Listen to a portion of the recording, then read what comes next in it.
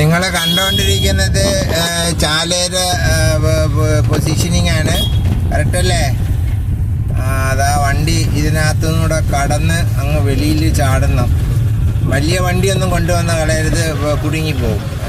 ചെറിയ വണ്ടിയാണ് ഇതിനകത്ത് ഏറ്റവും സുഖം കേട്ടോ. അപ്പോൾ മഴ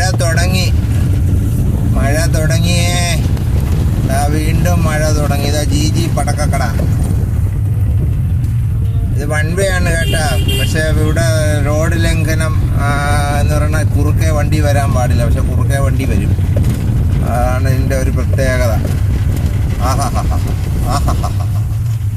ഓഹോ,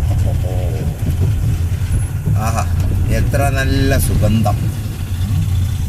ആഹാ, ഇതാണ് ലൈഫിൻ്റെ ഏറ്റവും വലിയ ഇൻട്രസ്റ്റിംഗ് പാട്ട് കേട്ടാ.